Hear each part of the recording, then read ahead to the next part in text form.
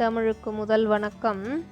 குறளும் கதையும் என்ற நிகழ்ச்சியின் மூலமாக உங்களை சந்திப்பதில் மிகவும் மகிழ்ச்சி அடைகின்றேன்.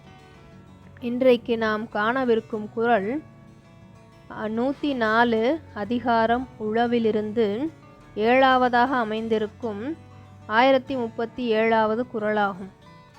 தொடிப்புழுதி கக்சா உனக்கின் பிடித்தெருவும் வேண்டாது சாலப்படும். தொடிப்புழுதி கக்சா உனக்கின் பிடித்தெருவும் வேண்டாது சாலப்படும்.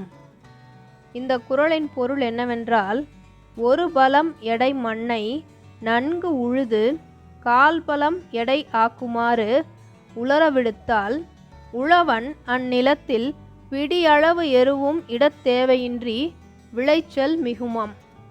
அதாவது 100 கிராம் எடையுள்ள மண்ணை நன்றாக உழுது 25 கிராம் புழுதி ஆகும்படி காயவிட்டு பிறகு பயிர் செய்தால் அதில் ஒரு கைப்பிடி அளவு எரு கூட உரமாக இட வேண்டிய அவசியமில்லை. எந்த உரமும் இடாமலே அந்த நிலமானது சிறப்பானதொரு விளைச்சலை தரும் என்பதே இந்த குறளின் பொருளாகும். இப்போது இந்த குறளுக்கு ஏற்ற ஒரு கதை என்ன அப்படின்னு பார்த்தீங்கன்னா, அந்தோணிசாமி அப்படின்னு சொல்லிட்டு ஒரு இயற்கை வேளாண் செய்யக்கூடிய விவசாயி ஒருத்தர். அவரை பற்றி தான் நம்ம இதில் பார்க்க போகிறோம்.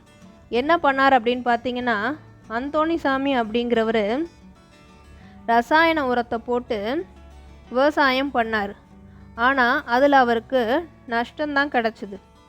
அவர் திரும்ப திரும்ப செஞ்சு பார்த்துட்டு அதனால் எந்த பலனும் இல்லை அப்படின்னதும் விவசாயத்தில் நமக்கு நஷ்டமாகுதே அப்படின்னு கொஞ்சம் சிந்தனை பண்ணார்.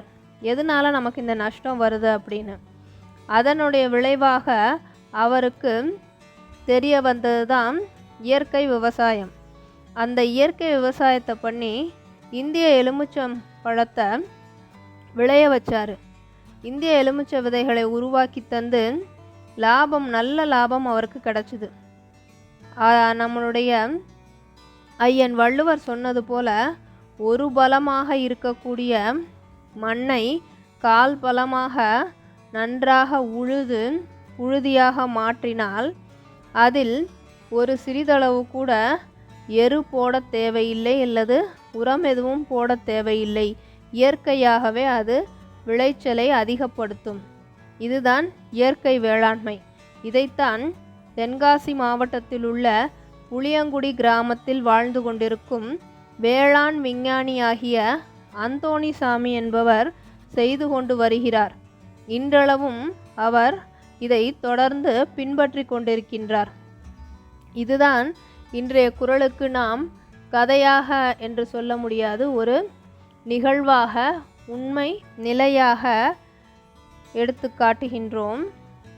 அன்றே நம்முடைய ஐயன் வள்ளுவர் குறிப்பிட்ட இயற்கை விவசாயத்தை இன்றளவும் வாழ்நாளில் பின்பற்றி ஒரு சிறிதளவேனும் ரசாயனத்தை அதில் மண்ணில் கலப்படமாக சேர்க்காமல் அல்லது உரத்தை இடாமல்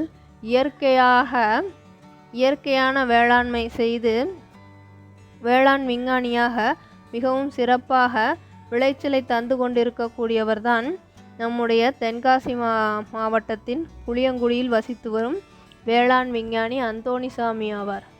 நாமும் இவரின் வழியை பின்பற்றினால் நம்முடைய முன்னோராகிய ஐயன் வள்ளுவரின் வழியில் செல்வதற்கு எளிதாக இருக்கும்.